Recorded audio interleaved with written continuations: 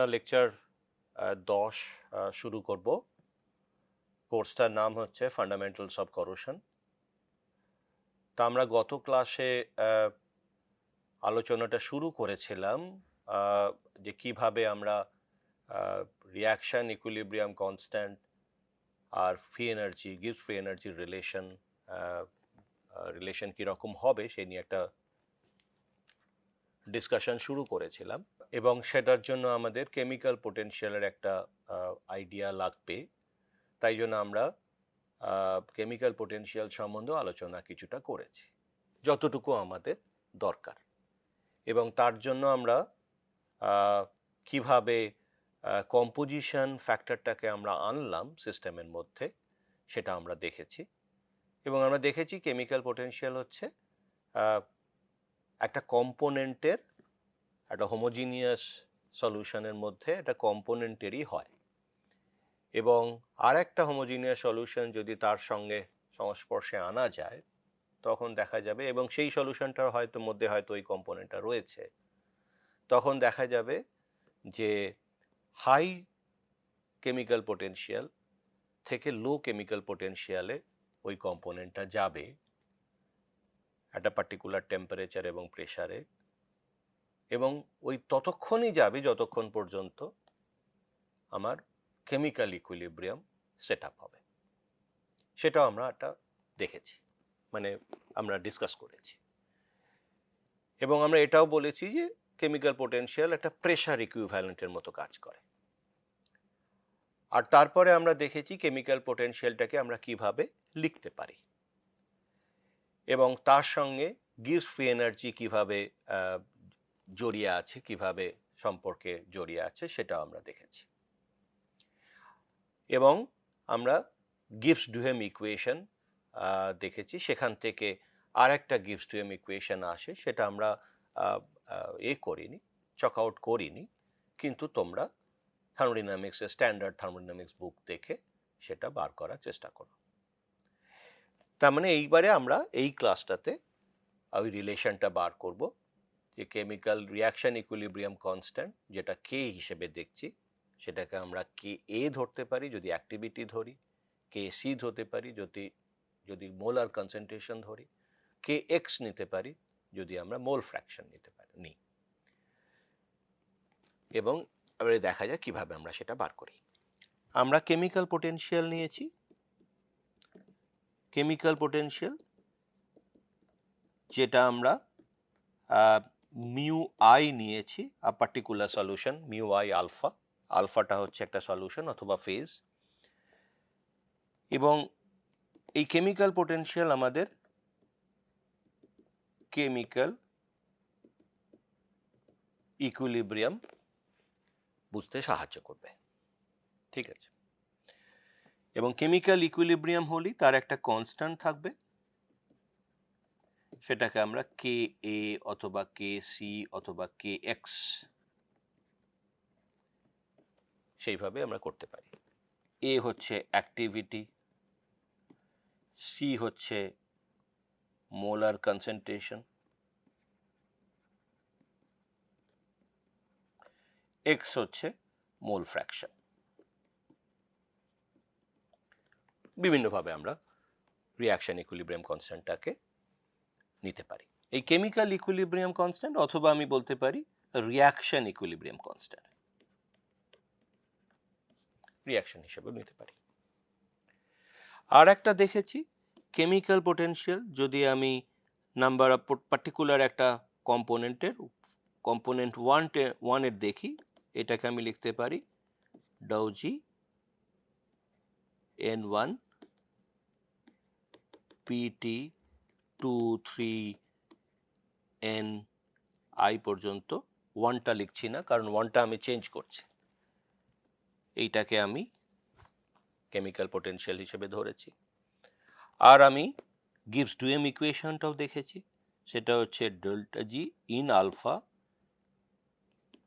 Chemical potential 1 dn1 plus 2 dn2 এরম করে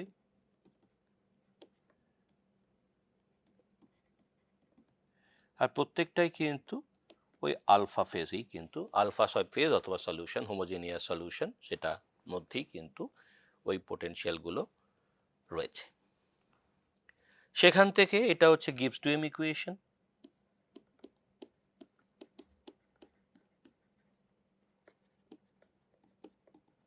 সেখান থেকে আরেকটা ইকুয়েশন আমরা বার করতে পারি, টোটাল ইকুয়াল টু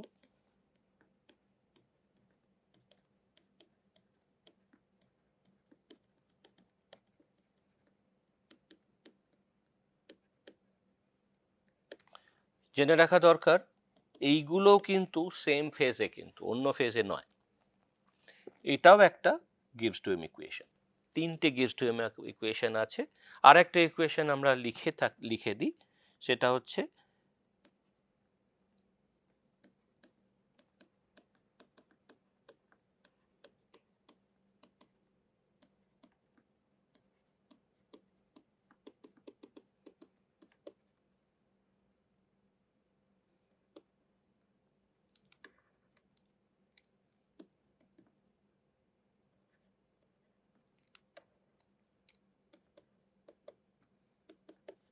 এটা হচ্ছে, তার মানে তিনটে ইকুয়েশন আছে 1, 2 আর 3।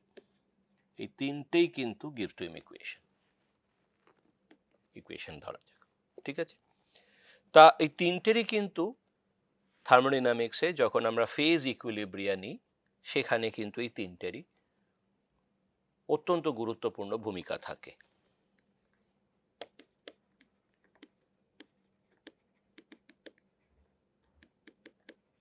ফেজ ইকুইলিব্রিয়াতে খুবই গুরুত্বপূর্ণ ভূমিকা আছে, এবং ফেজ ইকুইলিব্রিয়া আমি একটা রিয়াকশন হিসেবে নিতে পারি, কেমিক্যাল রিয়াকশন, অথবা কেমিক্যাল রিয়াকশন হলো না, শুধু ডিফিউশন হলো, সেখানেও এটার খুব জরুরি কাজ আছে। এবং ফেজ ডায়াগ্রাম কি কি থাকতে পারে, phase diagram,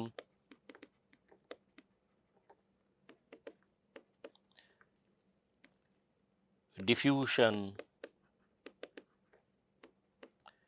reaction, chemical reaction, সে বিভিন্ন জায়গায়, সব জায়গাতে একটা ফেজ ইকুইলিব্রিয়াম সেট আপ হবে, সেইটার এই তিনটে ইকুয়েশন দিয়ে কিন্তু আমরা এক্সপ্লেন করতে পারি, ঠিক আছে।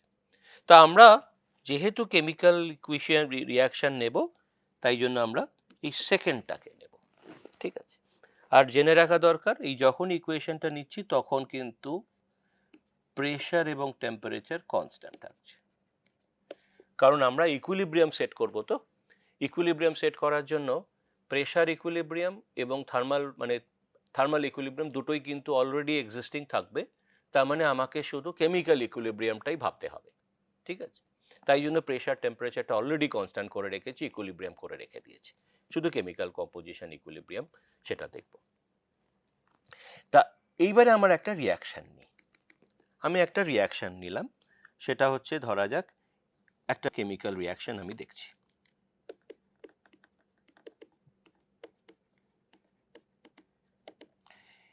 A plus B equal to, অথবা আমি প্রথমে ইকুয়াল টু দিলাম না, এই দিলাম সি প্লাস ডি। এখানে চারখানা কনস্টিটিউয়েন্টস আছে।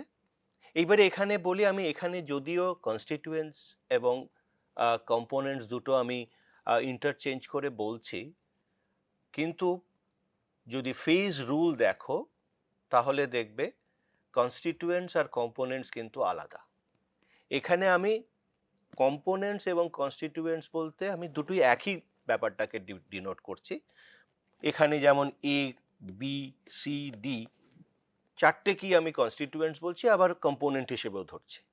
কিন্তু যদি ইকুইলিব্রিয়াম যদি সেট হয়ে যায় তখন দেখা যাবে যে একটা কনস্ট্রেন আসে, সেই কনস্ট্রেন্টের জন্য দেখা যাবে যে টোটাল কনস্টিটিউয়েন্টস আছে, আর যে কম্পোনেন্টস আমরা ধরবো তাহলে দেখা যাবে যে লাস্ট কম্পোনেন্টটা কিন্তু অলরেডি প্রথম যে কম্পোনেন্টগুলো আমরা কনস্টিটিউয়েন্টগুলো নিয়েছি তার দিয়ে আমি লাস্ট কনস্টিটিউয়েন্টটাকে আমি ডিফাইন করতে পারি। সেটা আমি আর যাচ্ছি না, আপাতত এটুকু জেনে রাখো যে যদি ফেজ রুল করা হয় তখন কিন্তু কম্পোনেন্টস এবং কনস্টিটিউয়েন্টস আলাদা মিনিং বোঝায়। কিন্তু এখানে আমি যেহেতু আমার চারখানা স্পিসিস আসছে অথবা চারখানা কনস্টিটিউয়েন্টস আসছে, আমি এটুকু কম্পোনেন্ট দিয়েও ধরছি, তার জন্য তোমরা কনফিউজড হও না, ঠিক আছে? ফাইন। আমি এখানে 4খানা কেমিক্যাল স্পিসিসকেই বোঝাতে চেষ্টা করছি, ঠিক আছে? এইবারে যখনই আমি এটা পেয়ে যাব, এইরকম একটা রিয়াকশন হবে এবং একটা পার্টিকুলার টেম্পারেচার প্রেশারে রিয়াকশন হচ্ছে। এই রিয়াকশনটা যদি আমি একটা ক্লোজ সিস্টেম নিয়ে নিই, ক্লোজ সিস্টেমে নিলাম, তার মানে আমার যে টোটাল নাম্বার অফ মোল সেটা ফিক্স হয়ে গেল।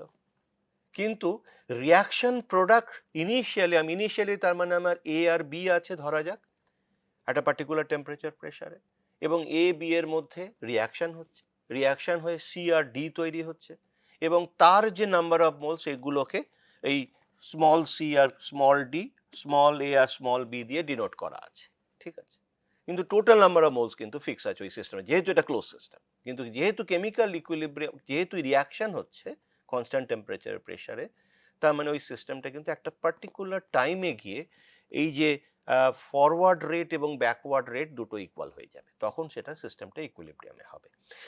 প্রথমে আমার কি হবে, প্রথমে যেহেতু আমার এ আর বি রয়েছে, সেই দুটোর মধ্যে একটা হাই রেটের রিয়াকশনটা হবে, এবং রিয়াকশন হওয়ার ফলে যখনই সি আর ডি তৈরি হয়ে যাবে, তখন সি আর ডি এর মধ্যেও রিয়াকশন হবে, এবং সেই রিয়াকশনটা অপোজিট ডিরেকশনে হবে, সে আর এ বি তৈরি করতে চাইবে।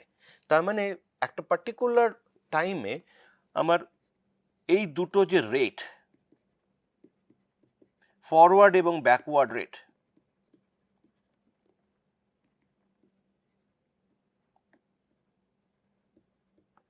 এই দুটো রেট কিন্তু ইকুয়াল হয়ে যাবে। যখনই ইকুয়াল হবে, তার মানে আমি বলতে পারি R forward equal to R backward. তার মানে এটাকে আমি ধরতে পারি আর ফরওয়ার্ড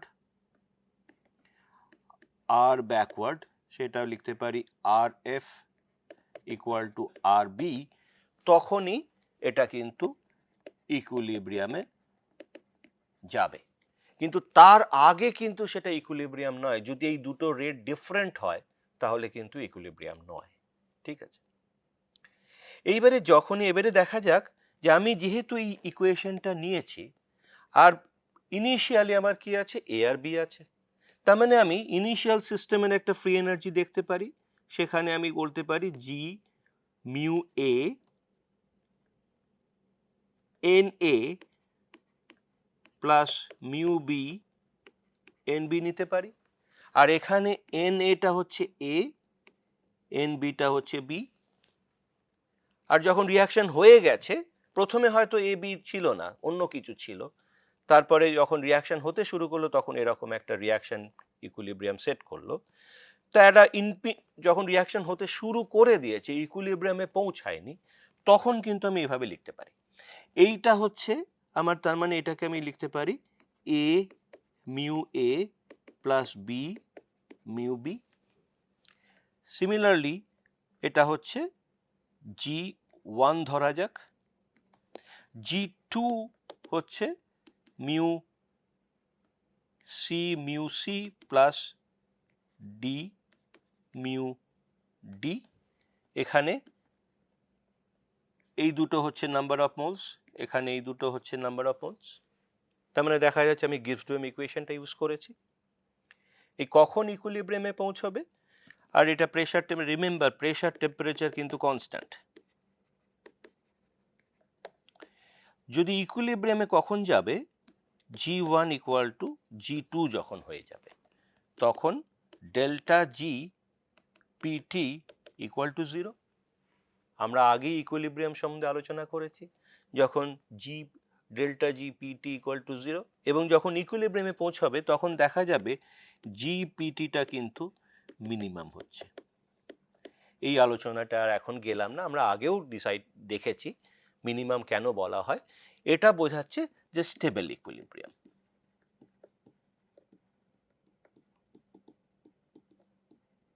ফাইন। তার মানে আমি ডেল্টা জি পিটি যদি আমি সেম রাখি, তাহলে আমি দেখব A mu A plus B mu B equal to C mu A plus D, sorry এটা সি হবে, ক্যাপিটাল সি মিউ ডি। আর এই ডি গুলো হচ্ছে এক একটা component in that particular system. এইটার মানে হচ্ছে delta G PT equal to 0। এইবারে আমি যদি এই ইকুইলিব্রিয়ামে না পৌঁছায় তাহলে কি আমি এটাকে ফ্রি এনার্জি দিয়ে ডিনোট করতে পারি না? করতে পারি। আমি যদি ডেল্টা জি পিটি দেখি, আমি দেখি নট ইকুইলিব্রিয়াম, যদি ইকুইলিব্রিয়ামে না পৌঁছায় তাহলে আমি সেটাকে লিখতে পারি যে summation of mu product or mu n product minus summation of mu n reactant, এইভাবে লিখতে পারি।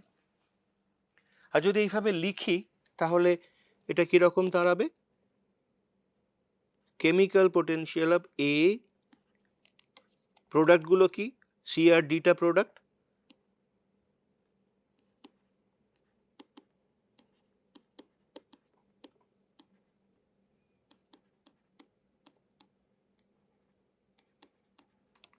এভাবে আমি লিখতে পারি।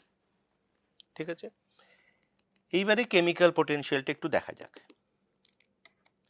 কেমিক্যাল পোটেনশিয়াল আই, সেটাকে আমরা এইভাবে লিখতে পারি, chemical potential of I not plus R T L N pi. আমি যদি এইটা হচ্ছে আমার আয়ত কম্পোনেন্ট অথবা constituent in homogeneous solution. Fine, এখানে পিআইটা হচ্ছে পার্শিয়াল প্রেশার। যদি কনডেন্স ফেজ হয় তাহলে কনডেন্স ফেজের সঙ্গে তার ভেপারটাও থাকবে, যে ভেপার প্রেশারটা এক্সার্ট করে সেটাকে আমি পিআই নেব। আর যদি গ্যাসিয়াস সিস্টেম হয় তাহলে পিআইটা অটোমেটিক্যালি তার ভেপার প্রেশার হবে। এইবারে আমি দেখা যাক যে এই পিআইটাকে কিভাবে ডিনোট করতে পারি। আমি যদি আইডিয়াল সিস্টেম নিই, ধরা যাক আমি আইডিয়াল গ্যাস নিয়ে নিলাম। আমি যদি কনডেন্স সিস্টেম ধরি তাহলে তার সেই কনডেন্স সিস্টেমে দেখা গেল হয়তো চারটে কি পাঁচটা কম্পোনেন্ট রয়েছে। প্রত্যেকটা কম্পোনেন্ট ইভাপোরেট করবে ওই ক্লোজ সিস্টেমে পার্টিকুলার টেম্পারেচার প্রেসারে, এবং ওই প্রত্যেকটা কম্পোনেন্ট এক একটা করে বা প্রত্যেকটা কম্পোনেন্টই গ্যাসিয়াস ফেজ থাকবে ওই এমটি স্পেসটাতে, এবং প্রত্যেকটা গ্যাসেরই একটা পার্শিয়াল প্রেসার থাকবে। এবং সেইটাকে যদি আমি আইডিয়াল গ্যাস মিক্সচার হিসেবে ধরি, সেটা একটা কন্ডিশন। আর একটা কন্ডিশন হতে হবে ইনিশিয়ালি আমি কনডেন্স ফেজ নিচ্ছি না, গ্যাসিয়াস ফেজই নিচ্ছি, তাহলে কিন্তু প্রত্যেকটা কম্পোনেন্টই একটা করে পার্শিয়াল প্রেসার থাকবে। আর যদি সেটাকে আমি আইডিয়াল ধরে নিই তাহলে ডাল্টনস ল হিসেবে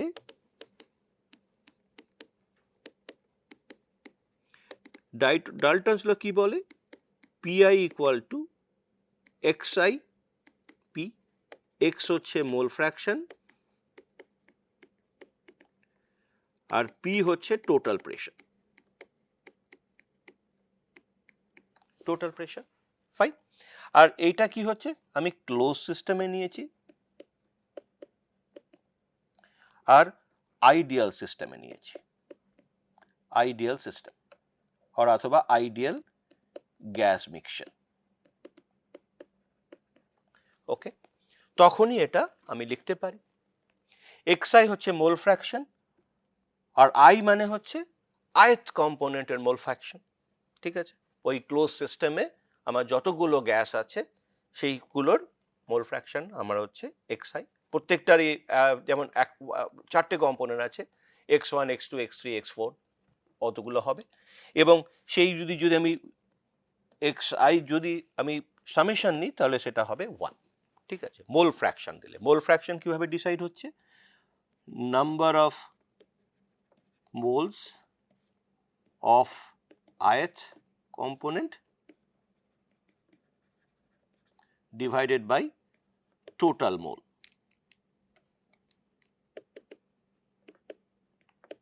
এটা হচ্ছে x। ওকে, ফাইন। আর তার মানে আমি xi হলে সেটা সামেশন অফ xi করলে সেটা 1ই হবে, ফাইন। এটা পাওয়া যাচ্ছে। এইটা পাওয়া গেলে আমি এটাকে লিখতে পারি, আর তার মানে এখানে কেমিক্যাল পোটেনশিয়াল আর মিউ y0টাকে দেখা যাক।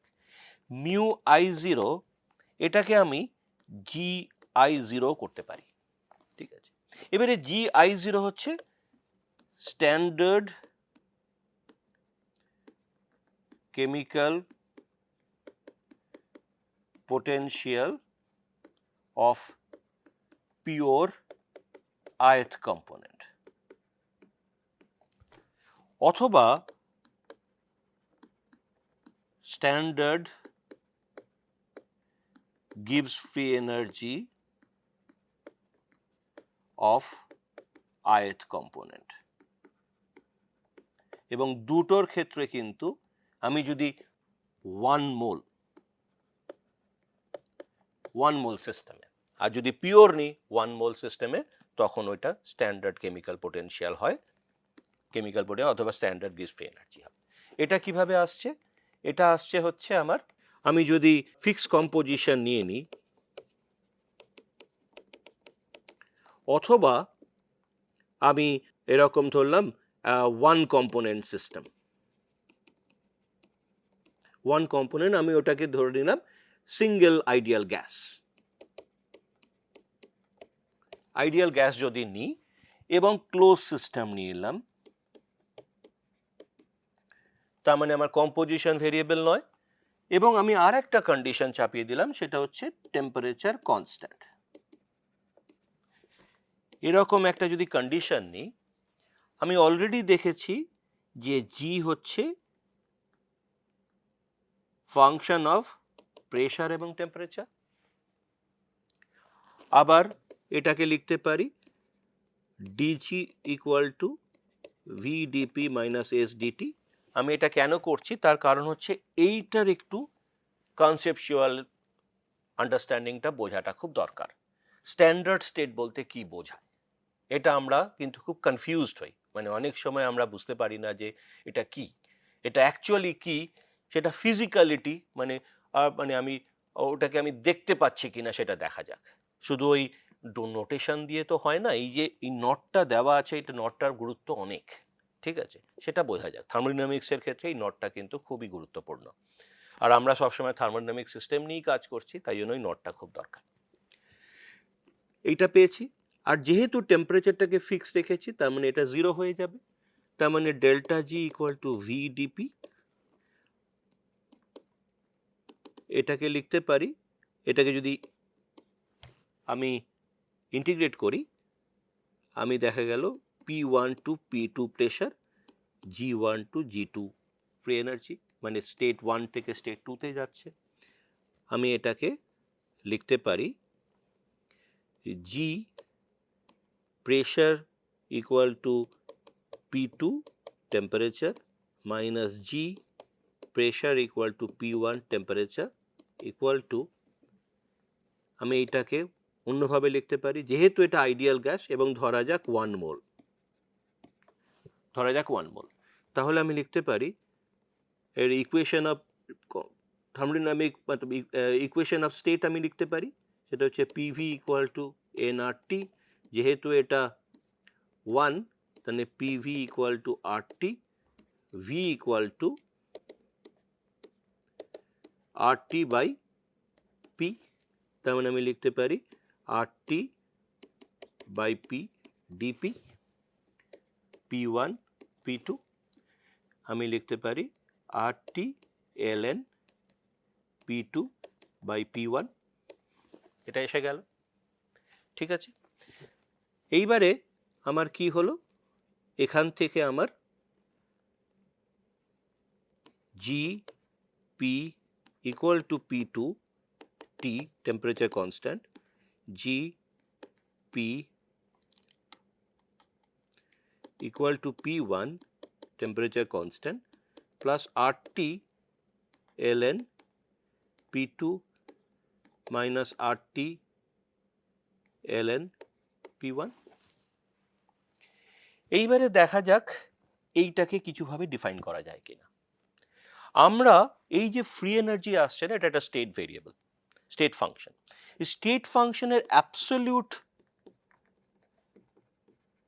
ভ্যালুটা অফ জিএস জি আমরা বার করতে পারি না, ইম্পসিবল টু ফাইন্ড। আমরা অ্যাবসলিউট ভ্যালু কোথায় সেটা আমরা জানি না, কিন্তু একটা জিনিস দেখতে পাচ্ছি, এই যে এই ডিফারেন্সটা এলো সেটাকে আমি ডেল্টা জি নিতে পারি এবং একটা পার্টিকুলার টেম্পারেচারে এইটা কিন্তু আমরা বার করতে পারি, এবং সেইটা বার করার জন্য একটা রেফারেন্স ভ্যালু আমাদের নিতে হয়। সেই রেফারেন্স ভ্যালুটা এইটা আমাদের ডেল্টা জিটাকে বার করতে হেল্প করবে। ডিটারমিনেশন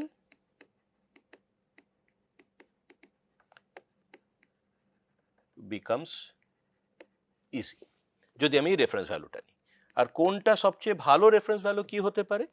আমি যদি এই ইকুয়েশনটা থেকে দেখছি, যদি P1টাকে যদি আমি 1 অ্যাটমসফিয়ার নিতে পারি, ঠিক আছে, তাহলে G P equal to P1 which is nothing but 1 atmosphere at a particular temperature, সেটা আমার রেফারেন্স ভ্যালু হবে,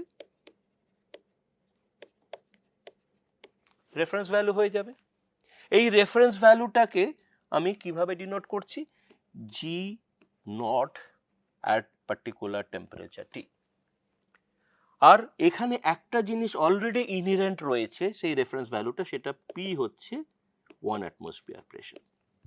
তার মানে এখানে কি দাঁড়ালো, যে পিওর কম্পোনেন্ট মানে 1 আইডিয়াল গ্যাস 1 মোল সাবস্ট্যান্স, তখন আমরা যে কোনো টেম্পারেচারে, আমার যে টেম্পারেচারের সিস্টেমটা রয়েছে সেই টেম্পারেচারে যদি পিওর কম্পোনেন্ট থাকে, সেই পিওর কম্পোনেন্টটার 1 মোল থাকে, এবং তার ক্ষেত্রে যে রেফারেন্স ভ্যালুটা আমার পেতে পারি যখন 1 অ্যাটমসফিয়ার হয়, সেইটাকে, সেই ফ্রি এনার্জিটাকে আমরা জি নট হিসেবে ধরবো, এবং সেটাই আমার রেফারেন্স ভ্যালু। ঠিক আছে, এই যদি রেফারেন্স ভ্যালুটাকে আমি নিয়ে নিলাম, তার মানে আমার কি দাঁড়ালো, এইখান থেকে আমি বলতে পারি G2 which is nothing but at P2 minus G naught T at 1 atmosphere pressure, এটাকে আমি লিখতে পারি delta G equal to RT ln P2। এখানে P1টা 1 অ্যাটমসফিয়ার বদলে আমি 2 নিতে পারি, 3ও নিতে পারি, 0.5 নিতে পারি, কিন্তু সেখানে একটা সমস্যা হবে, সেটা হচ্ছে তার একটা ফাইনাইট ভ্যালু থাকবে। আর যদি 1 নিয়ে নিই, non finite non zero value থাকবে। আর যদি 1 নিয়ে নিই, যেহেতু এটা লনের মধ্যে রয়েছে, তার মানে এই কোয়ান্টিটিটা 0 হয়ে যাচ্ছে যদি 1 নিতে পারি আমি P1টাকে, এবং সেটাই অ্যাডভান্টেজ। তার মানে আমার শুদ্ধ লাগবে হচ্ছে যে ফাইনাল প্রেশার যেটা কি, সেটা আমি জানতে পারলেই আমি ওই ফ্রি এনার্জিটা বার করতে পারি with reference to another free energy. এই সেই রেফারেন্স ভ্যালুটা হচ্ছে স্ট্যান্ডার্ড ভ্যালু, যেটা 1 অ্যাটমসফিয়ারে। তার মানে স্ট্যান্ডার্ড যে ফ্রি এনার্জি ভ্যালু যেটা ওই নটটা আসছে, সেটা হচ্ছে পিওর ক্ষেত্রে, পিওর সাবস্ট্যান্সের ক্ষেত্রে, এবং এবং এখানে আমি 1 আইডিয়াল গ্যাস নিয়েছি, তাই জন্য আমার এই আইডিয়াল গ্যাসের ইকুয়েশনটা আমি ইউজ করতে পারছি, সে ইকুয়েশন অফ স্টেটটা ইউজ করতে পারছি, এবং সেইটা হচ্ছে আমার স্ট্যান্ডার্ড ভ্যালু, অথবা আমি বলতে পারি রেফারেন্স ভ্যালু। ঠিক আছে, এইটা যেহেতু পিওর ক্ষেত্রে, এই যে এই পার্টিকুলার কোয়ান্টিটিটা, এবং টেম্পারেচারটা কখনোই কিন্তু 25 ডিগ্রি সেলসিয়াস নয়। আমরা সবসময় কি করি, স্ট্যান্ডার্ড স্টেট মানে 25 ডিগ্রি সেলসিয়াস 1 অ্যাটমসফিয়ার প্রেশার, কিন্তু এই টেম্পারেচারটা কিন্তু যে কোনো টেম্পারেচার হতে পারে। আমি 1000 ডিগ্রিতেও ধরতে পারি, 1000 ডিগ্রি সেলসিয়াসও ধরতে পারি, কিন্তু প্রেশারটা আমার 1 অ্যাটমসফিয়ার থাকতে হবে। তাই জন্য স্ট্যান্ডার্ড ভ্যালু আমি যখন কোনো একটা টেবিল দেখি, আমি দেখি যে delta G not 1000 degree Celsius, ঠিক আছে, জি নট 25 ডিগ্রি সেলসিয়াস। টেম্পারেচার হচ্ছে আমার যে টেম্পারেচারটা কনসিডার করা হচ্ছে, কিন্তু স্ট্যান্ডার্ড ভ্যালুটা সবসময় পিওরের ক্ষেত্রে পিওর কম্পোনেন্ট হতে হবে 1 মোল, এবং সেটার প্রেশারটা যখন 1 অ্যাটমসফিয়ার হয়ে যাবে তখন সেটাকে আমি স্ট্যান্ডার্ড ভ্যালু ধরবো। টেম্পারেচার ক্যান বি এনিথিং, ঠিক আছে, এইটা যেন মাথায় থাকে। আর যখন আমি 25 ডিগ্রি সেলসিয়াস 1 অ্যাটমসফিয়ার নিচ্ছি সেটাকে আমি কিভাবে নিচ্ছি, অ্যাম্বিয়েন্ট স্ট্যান্ডার্ড টেম্পারেচার প্রেশার, ঠিক আছে, অথবা স্ট্যান্ডার্ড অ্যাম্বিয়েন্ট টেম্পারেচার প্রেশার, সেটা আমরা ওই স্ট্যান্ডার্ড অ্যাম্বিয়েন্ট ধরছি কারণ অ্যাম্বিয়েন্ট টেম্পারেচার হচ্ছে 25 ডিগ্রি ধরে নিচ্ছি, ঠিক আছে। তো এইটাই হচ্ছে কনসেপ্ট স্ট্যান্ডার্ড ভ্যালু। তা এইখানেও আমি স্ট্যান্ডার্ড ভ্যালু নিচ্ছি মিউ আই নট, যেহেতু এটা পিওর, এই নটটা সবসময় পিওর কম্পোনেন্টের ক্ষেত্রেই প্রযোজ্য, আমি আগেই ডিসকাস করে নিয়েছি, তার মানে এটাকে জিআই নটও ধরতে পারি এবং এটা can be any temperature, fine. এইটা আমি পেয়ে গেলাম, তার মানে আমি এখানে mu I equal to mu I not plus R T L N PI, okay. এই ইকুয়েশনটা আমি অলরেডি দেখেছি, এই ইকুয়েশনটা আমরা বার করতে পারি, সেটা অত ডিটেলে আমি যাচ্ছি না, সেটা তোমরা থার্মোডাইনামিক্স বইয়ে দেখতে পারো, সলিউশন চ্যাপ্টারে পেয়ে যাবে। থার্মোডাইনামিক্স বইয়ের সলিউশন চ্যাপ্টার খুঁজো, সেখানে কিন্তু তুমি এটা পেয়ে যাবে। তার মানে এখান থেকে আমি ইকুয়েশনটা পাচ্ছি, এইটাকে আমি নিতে পারি mu I equal to mu I not plus R T L N X I plus R T L N P. এই পিটাকে যদি 1 অ্যাটমসফিয়ার নিই তাহলে আমার দাঁড়াচ্ছে mu I equal to mu I not plus R T L N X I, okay. এটা mole fraction দিয়ে এসে গেল। তার মানে এখানে যদি আমি এই ইকুয়েশনটা দেখি, এইটা একটা কনস্ট্যান্ট ভ্যালু, ঠিক আছে, আমি নিতে পারি mu I minus mu I naught equal to R T L N pi. আমি আগে বলেছিলাম যে কেমিক্যাল পোটেনশিয়াল কিন্তু প্রেশারের একটা ইকুইভ্যালেন্স বোঝায়, তার মানে এখানে এই পার্শিয়াল প্রেশারটা আমি নিচ্ছি, কিন্তু টেম্পারেচারটা কনস্ট্যান্ট আর হচ্ছে রিয়াকশন ইউনিভার্সাল গ্যাস কনস্ট্যান্ট। তার মানে আমি যদি কোনো একটা পার্টিকুলার কম্পোনেন্টের পিআইটা বেশি হয়, আর একটা সিস্টেম যদি আনা হয় তার পিআইটা যদি কম হয়, তাহলে পিআই থেকে মানে হায়ার পিআই থেকে লোয়ার পিআইতে যাবে মলিকিউলটা। আমরা আগেও দেখেছি যে প্রেশার ইকুইলিব্রিয়াম তখনই হয় যখন হাই প্রেশার থেকে লো প্রেশারে যাবে এবং দুটোর প্রেশার যখন সেম হয়ে যাবে তখন ইকুইলিব্রিয়ামে পৌঁছাবে, সেম এসকেপিং টেন্ডেন্সি। এবং কেমিক্যাল পোটেনশিয়াল এসকেপিং টেন্ডেন্সি বোঝাচ্ছে, আবার এদিকেও এসকেপিং টেন্ডেন্সি রয়েছে, তার মানে প্রেশার দিয়ে আমি কিন্তু প্রেশার ইকুইভ্যালেন্স আসছে একটা কেমিক্যাল পোটেনশিয়ালের সঙ্গে, ঠিক আছে। তা আমি এপিআই পেলাম। এটাকে আমি আর একটা ভাবে লিখতে পারি, সেটা হচ্ছে আর T L N A I হিসেবেও নিতে পারি। এ হচ্ছে কেমিক্যাল অ্যাক্টিভিটি। যদি আইডিয়াল হয় তাহলে এ, আবার এটাকে আমি এ গামা সি হিসেবে নিতে পারি। গামা হচ্ছে অ্যাক্টিভিটি কনস্ট্যান্ট,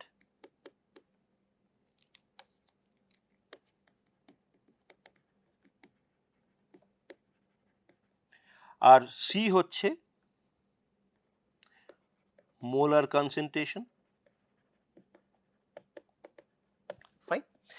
এইবারে আমি তার মানে কি পাচ্ছি, যে কেমিক্যাল পোটেনশিয়াল, আমার ওই পুরনো ইকুয়েশনটা ফিরে যাওয়া যাক, delta G which is G2 minus G1 equal to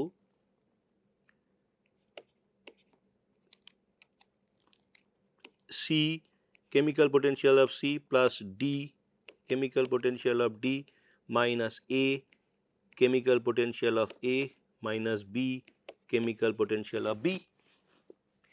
এইবারে আমি এইটাকে আমি লিখতে পারি plus R T L N A C plus D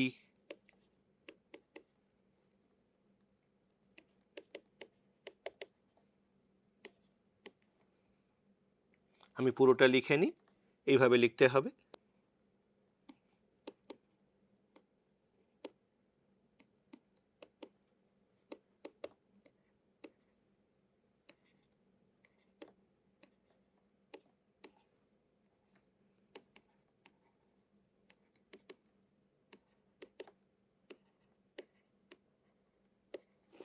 এটা এসে গেল। এইবারে আমি এটা ডেল্টা জি ধরতে পারি, এখান থেকে আমরা লিখতে পারি delta G equal to C chemical potential of, আমি পুরো টার্মগুলো যেগুলো স্ট্যান্ডার্ড ভ্যালু সেগুলো একদিকে নিয়ে আসি,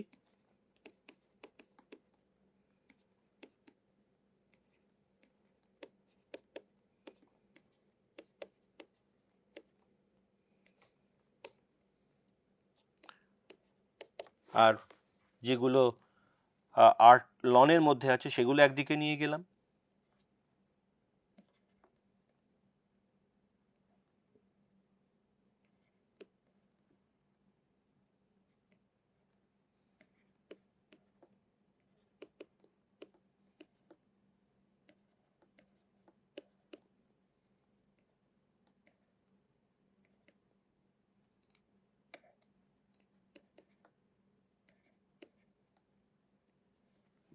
ওকে, এটাকে আমি লিখতে পারি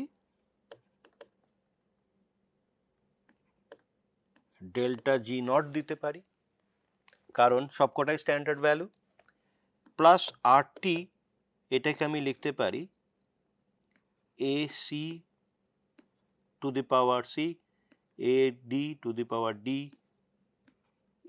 এ to the power A B to the power B.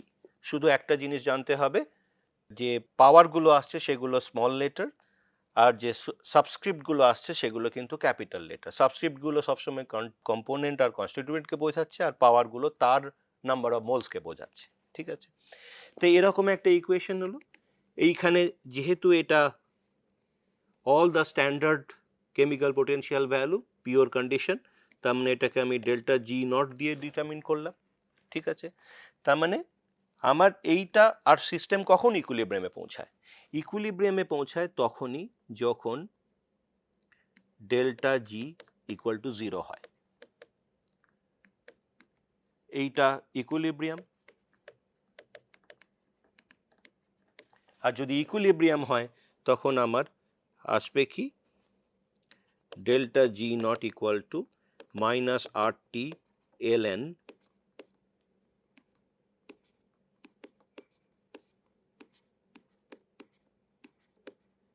B. এইবারে এই যে ফ্যাক্টরটা এলো, এইটা হচ্ছে nothing but K A. Okay, reaction equilibrium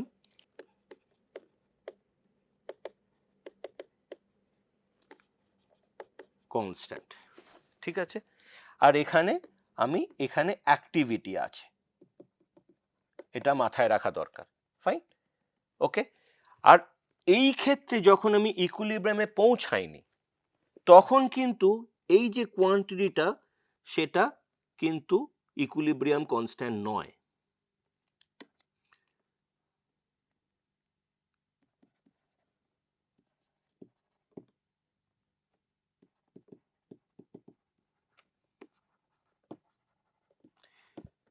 not equilibrium constant. তার মানে এইটা কিন্তু ইকুইলিব্রিয়াম কনস্ট্যান্ট নয়, এটা কিন্তু মাথায় থাকতে হবে। ইকুইলিব্রিয়াম কনস্ট্যান্ট তখনই হবে যদি এই কোয়ান্টিটিটা 0 হয়, তখনই কিন্তু ইকুইলিব্রিয়াম কনস্ট্যান্ট, যখন এই কন্ডিশনটা মিট করবে। আর তখনই আমি দেখছি যে এই ইকুয়েশনটা আমার আসছে delta G not equal to minus R T L N K A লিখতে পারি। তার মানে আমি একটা রিয়াকশন ইকুইলিব্রিয়াম কনস্ট্যান্ট, আমার এ বি রিয়াক্ট করে বি সি ডি তৈরি হয়েছিল, সেই ইকুইলিব্রিয়াম কনস্ট্যান্টের সঙ্গে আমার স্ট্যান্ডার্ড ফ্রি এনার্জি চেঞ্জের একটা ভ্যালু আমরা কিন্তু পেয়ে গেলাম, একটা রিলেশন কিন্তু পেয়ে গেলাম, সম্পর্ক পেয়ে গেলাম। আবার আমি দেখেছি যে delta G not equal to minus N F E not, এটাও আমরা দেখেছি, আমরা 8 লেকচারে কিন্তু এটা বার করেছিলাম। ঠিক আছে, তার মানে আমি এভাবে লিখতে পারি, আমি একটা সম্পর্ক পেলাম, এইটা হচ্ছে K C K A versus delta G not relation, আর এটা হচ্ছে E not versus delta G not relation. এইবারে আমি এভাবে লিখতে পারি, এখান থেকে আসতে পারে delta G not equal to minus R T L N K A equal to minus N F E not. Okay, আর কোন ক্ষেত্রে আমি নিচ্ছি, এটা আমি M N plus plus N equal to M, অথবা this can be applicable to any cell reaction. এটাও একটা সেল রিয়াকশন, কিন্তু মাথায় থাকতে হবে এটা হাফ সেল রিয়াকশন। আমি এমনভাবে সেলটাকে ডিজাইন করতে পারি, মনে করো হাইড্রোজেন যে স্ট্যান্ডার্ড সেলটা আমরা বানিয়েছিলাম সেখানেও কিন্তু একটাই রিয়াকশন ছিল। ওই হাফ সেলটাকে আমি যখন সামনের দিকে নিচ্ছি সেটা একটা হাফ সেল হচ্ছে, সে উল্টো দিকে নিলে সেটাও একটা হাফ সেল হচ্ছে। এই দুটো হাফ সেল মিলে কিন্তু একটা কমপ্লিট সেল তৈরি হতে পারে। ঠিক আছে, তার মানে আমি এখানে তিনটেরই একটা রিলেশন পেলাম। এইবারে আমি যে ট্রায়াঙ্গেলটার কথা বলেছিলাম সেটা দেখা যাক। তার মানে আমি এখানে যদি ডেল্টা জি নটটা রাখি,